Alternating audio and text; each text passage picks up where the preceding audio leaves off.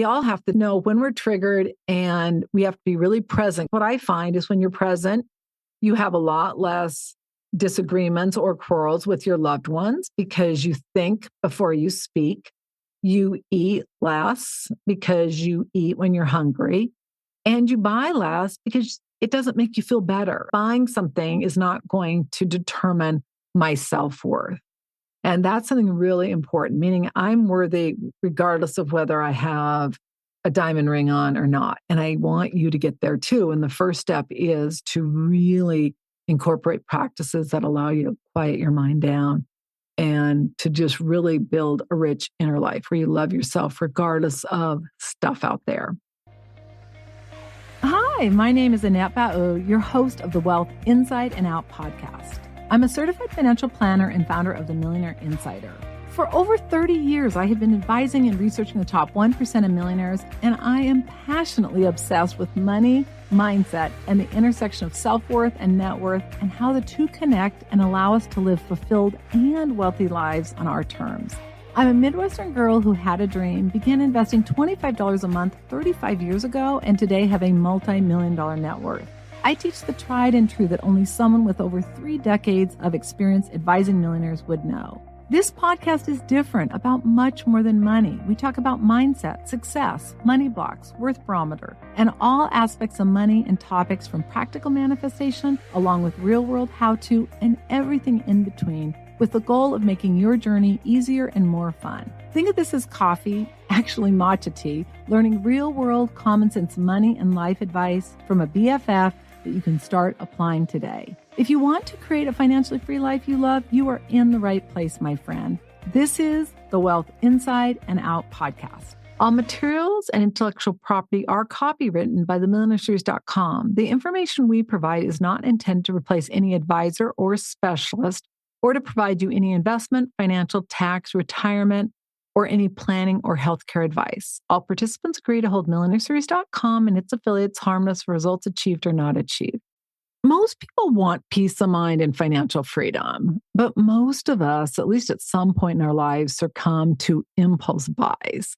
And oftentimes they wreak havoc on our well-intended plans, both for our long-term financial security as well as our retirement.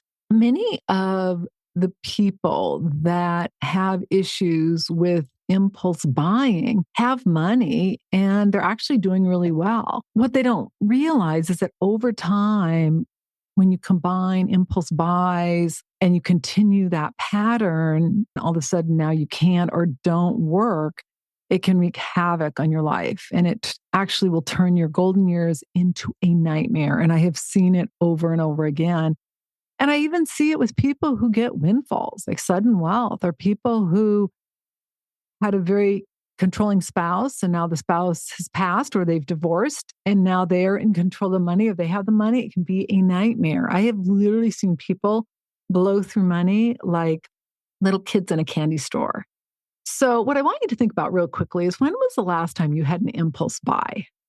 And I was thinking about this, and interestingly, I can remember when I was pregnant with my older son. So this was a long time ago, but we were in the Caribbean islands and I felt so miserable. And I just remember I must have bought 5 pieces of jewelry. I needed all this jewelry, like I needed a hole in my head. At that particular time, I was impulse buying because I was trying to avoid the fact that I felt so miserable because I shouldn't even have been on a cruise being pregnant. But my doctor's like, oh, you're fine. Well, yeah, not quite so much. But the point being is that if you want insight on impulse buying, which we all do, as well as how to curb the habit, especially when it's potentially causing problems for your long-term security, you're going to love today's episode. So let's dive into avoiding impulse buys with the 3-day rule. Our free resource is the Worth Barometer Guide. You can go to themillionaireinsider.com/WBG. You're going to love this free resource. It combines 40 years of researching to determine the biggest determinant of success. And the reason I'm giving you this resource is because impulse buys have a lot to do with our worth barometer, how we feel, our belief in our self-esteem. And this guide shows you the A to Z of how to elevate your worth barometer so you can create a fulfilled and wealthy life you love. Again, themillionaireinsider.com/WBG. For today's show notes and resources, you can go to themillionaireinsider.com/36. Today, you're going to learn what is an impulse buy, understanding impulse buying, causes of impulse buys, consequences of impulse buying, and how to avoid impulse buying with the 3-day rule.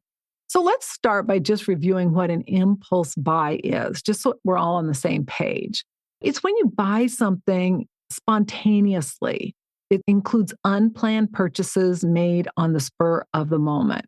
Because it's oftentimes a spontaneous decision, it can be something simple like buying a candy bar while in the checkout line at the grocery store, even though you really know you shouldn't. And before you know it, you've eaten it and you're like, oh, why did I do that? Because it's right in front of you. You just do it. You're not even thinking about it. Oftentimes, impulse buys are very unconscious. Or it can be making a purchase of a very expensive handbag that you saw an influencer share on their social media feed. There are a lot of different types of impulse buys. Now, I personally find with a lot of people that the smaller impulse buys can actually be worse than larger ones. So don't just think it's like, oh my gosh, I had this major impulse to go buy something. Typically, what I find is that, especially if it's something major, is that you give it some thought. Oftentimes, you consult with your partner if you have one. You think about it. Whereas when it's not super expensive, not the case. And it's interesting because where I work out, one of the women that works out there actually worked at Nordstrom's for years. One day we were talking because this other woman was asking her about this purse. And I'd never even heard of it. Well, they're like 10 grand. And I was like, wow. She said it was so interesting because she would have people that would come in and just be shopping and all of a sudden see it and go, oh my gosh, I have to have it. And they would have to literally use like 4 or 5 credit cards to be able to pay for it. How horrible is that? Now, 2,000, 10,000, not ideal. And, you start getting up into some of those higher numbers. That can be a real problem if it's habitual. That said, most times when people are making major purchases, like buying a car or a house or something along those lines, taking a major trip, they're giving some thought to it. They're considering their money with it. So I find that a lot of times people are more using their prefrontal cortex as compared to what typically happens with an impulse buy is that out of control primal limbic brain says, I want it, and they've got to have it. And the next thing you know, they're buying it.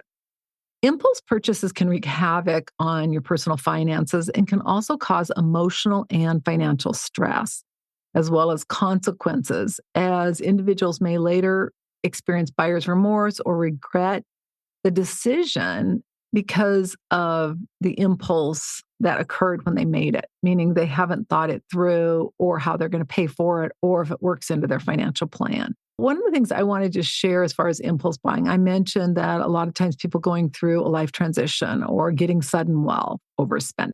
In one of the cases that I was a part of, I've been on a lot of these, but this particular one I'm thinking about, the person's spouse was really controlling, like they had no money to spend. They were always on a budget. And once the spouse was gone and they had access to millions, it was like a little kid in a candy store. And I will never forget because the trustee insisted upon client hiring me. And I remember we were in a meeting a few weeks afterwards, and this woman who's so sweet was like in my face saying, I want control of my money. And I go, well, I think you should have control of your money. She goes, I don't like the fact that it's over in a different place. I want it in my bank. So I said, well, how much money would you be comfortable having in your bank? And she decided an amount. I said, okay, great. So we put it in there. So I kid you not, 3 weeks later, they show up and I said, how's it going? And the trustee goes, we're no longer going to do that plan. I go, what? What happened? Well, it turns out that this woman was addicted to QVC. So now she didn't really have anything to do. She didn't have a spouse telling her what to do or controlling the money. And she was shopping like crazy. And it really was hoarding. She had all this stuff in this room where one of the children would come over once or twice a week and just return items. So ultimately, what ended up happening is QVC has a lot of people that have this issue. So there's things that you can do where you put buying limits on. Once they've hit a certain buying limit, they can't buy anymore. That was just an example of where you really see impulse buying in play.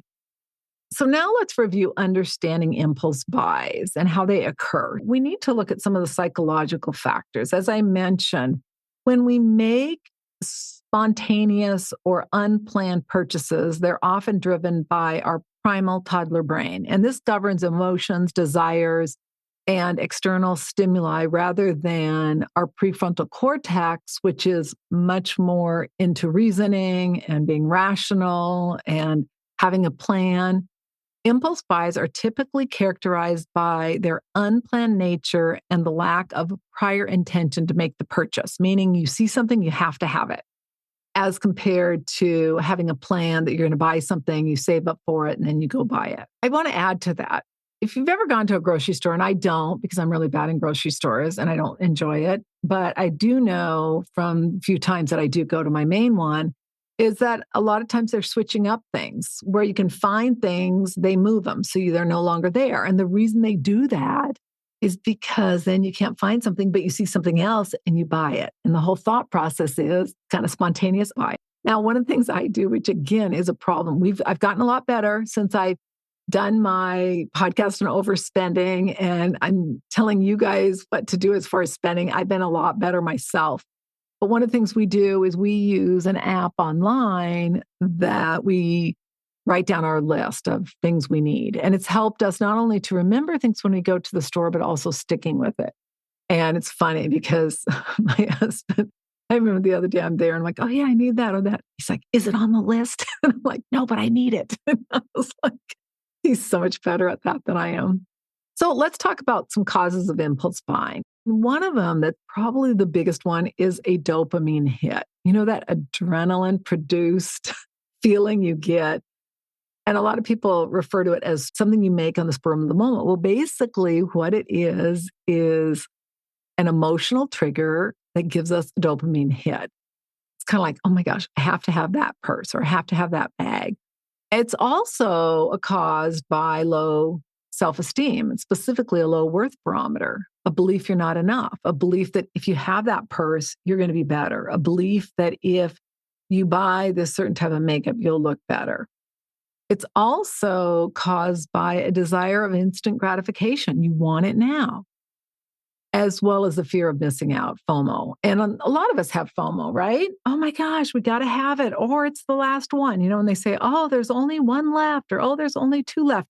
I'm looking at getting this really nice blow dryer, and there's also a curling iron, and they're expensive. They're like $500, $600. And I'm in the store, and I saw they had one. They're made by Dyson. How much is it? Because there's no price. They came back. It was more than it was at the other store. But she's like, oh, but you also get $50 that you can use for anything in the store. And she goes, oh, we have one in the back. I can go get it. And I thought, oh my gosh, that's so funny. But I'm like, oh, I'm still in the shopping mode. I am going to get it. One of our credit cards has points where I can use it at certain stores. So it may not even cost me anything. I wouldn't make that decision without giving it some serious thought and knowing that it's what I want. Now, one of the women at the place was sharing that she has it. And she's like, oh my gosh, it was the best decision I ever made. I think if you're going to spend that much money on a curling iron or a blow dryer, you want to make sure it is the right one. Let's talk about some consequences of impulse buys. The financial impact they can have both short and long-term ramifications. So short-term are more like you can't afford rent or utilities or the food you want to buy. Long-term is like a broke retirement. Other consequences include buyer's remorse, stress and guilt, and even marital problems. So there's a variety of them. And gosh, I can't tell you how many couples I've seen and met over the course of my life that their whole marriage problem is impulse buys. The best news is if a person's willing to do the work, the internal work, to elevate their worth barometer, to learn how to get in the driver's seat, meaning what you have to do is we have to get comfortable being uncomfortable. And when you can do that, whether it's with food, whether it's with buying things, whatever it is, you're going to have a different life. The reason I weigh right now in my life what I weighed in my 20s is because I've learned how to deal with impulse urges to eat.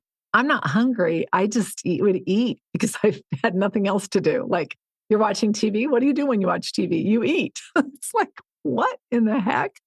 And no, you don't need to, but you have to get comfortable being uncomfortable because initially you're hungry or you think you are. And it's so fascinating. But once you get your prefrontal cortex in the game and you get that toddler child primal brain under control, everything in your life is going to change. How to avoid impulse buying with the 3-day rule. This is similar to the waiting 24-hour rule, but instead I like 3 days.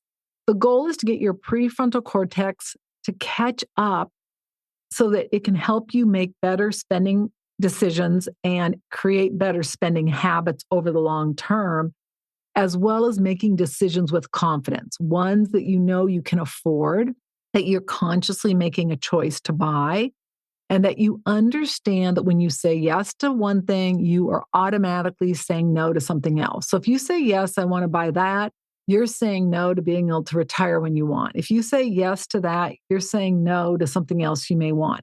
Now, people I really want to listen to this are people who have money. Because see, the problem is this is a much bigger deal for people who have money. Because what happens is you're okay now. And some people are really wealthy now. I mean, look at all the famous people who have had multi-million-dollar contracts and who have ended up bankrupt.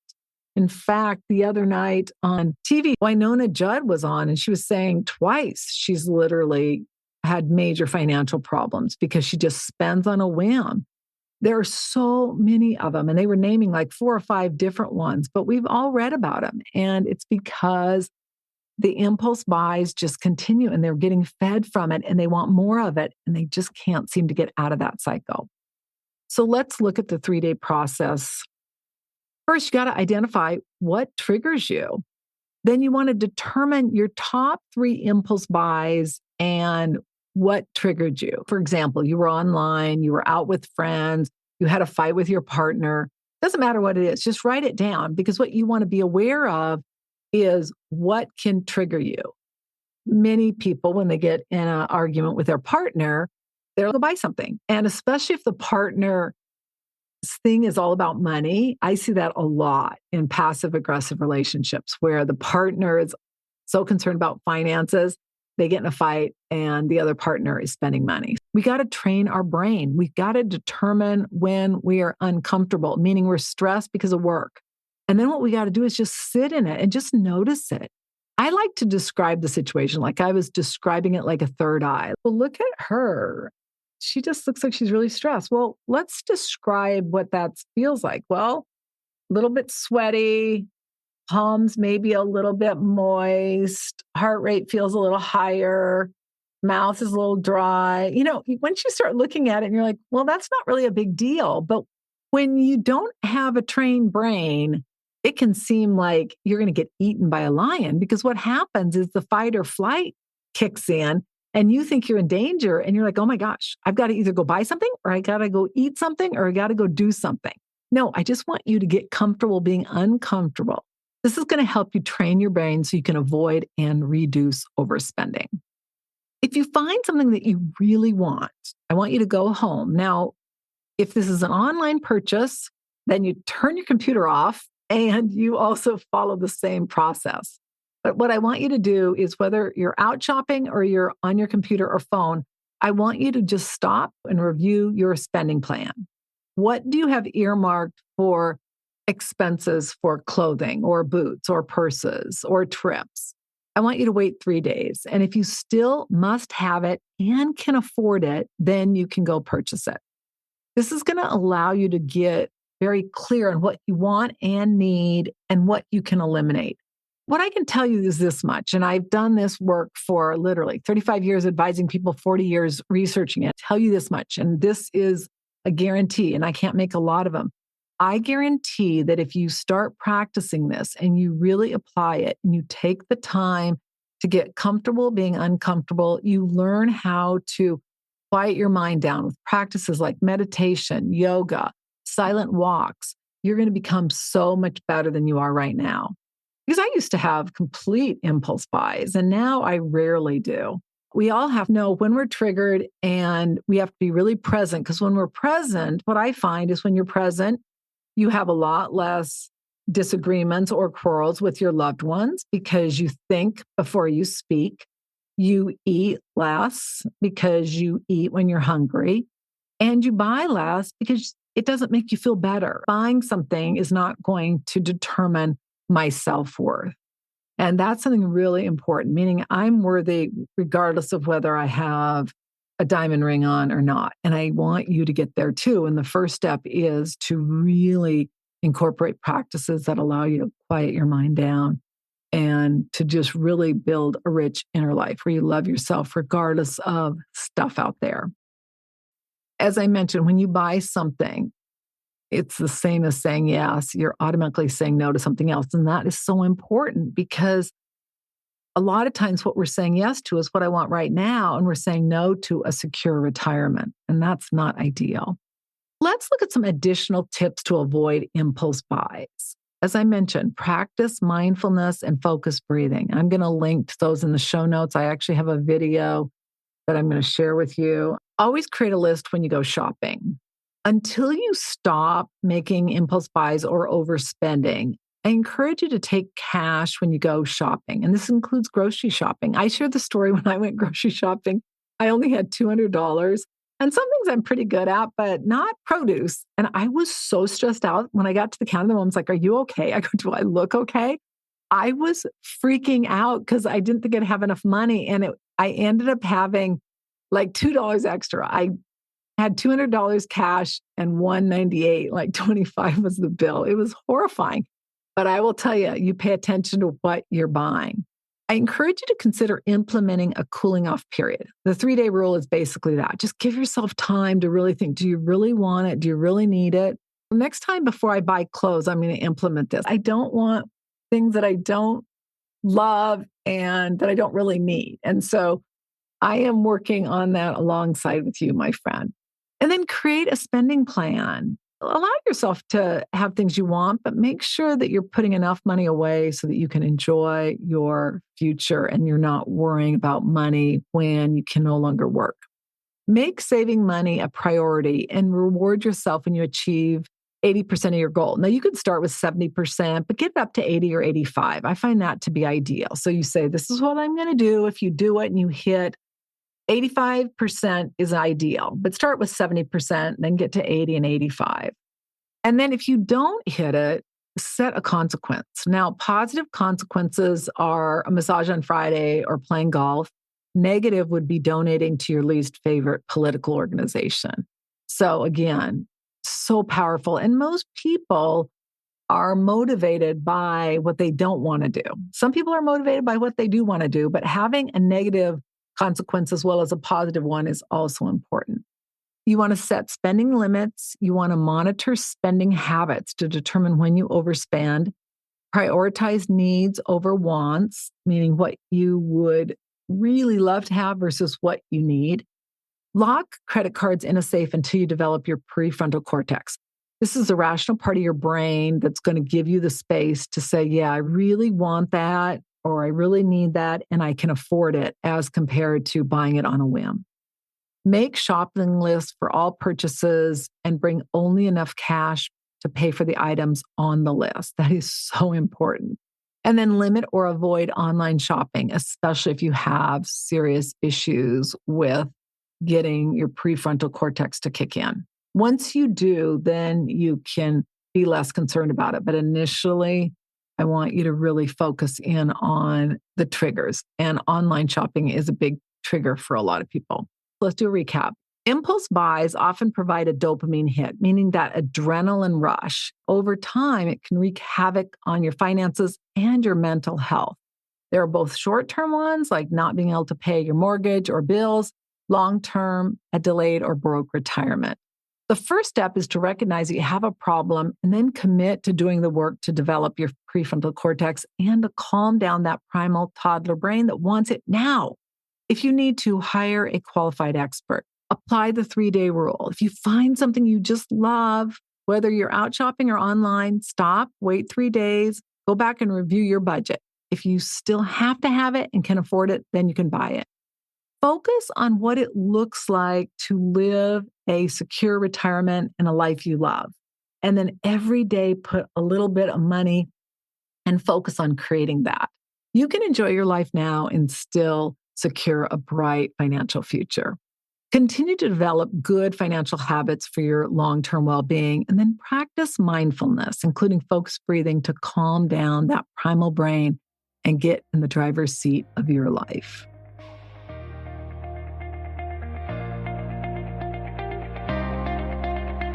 If you love the content of this podcast, please follow and subscribe to our channel so you get notified of episodes, and also give us a 5-star review and share a comment. We really appreciate it. Congratulations on taking another step to create a financially free life you love. If you're not sure about your financial future or that it's in order, or you are ready to stop worrying about money, or possibly the fear of becoming a bag lady, ending up broke in retirement, or you simply are ready to know your financial house is in order so that you can have a bright financial future, please go to themillionaireinsider.com/NSF. And that doesn't stand for non-sufficient funds. It stands for Next Step Finance. It's the next best step of what you need to do so you can avoid an NSF notice in your future. Again, themillionaireinsider.com/NSF.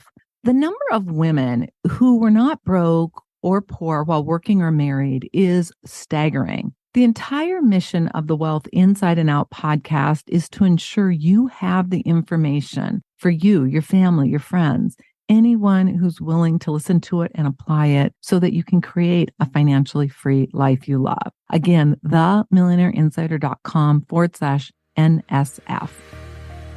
Until our next episode, take one action that will help you create a financially free life you love. I'm Annette Bau, your host. All international copyrights are reserved.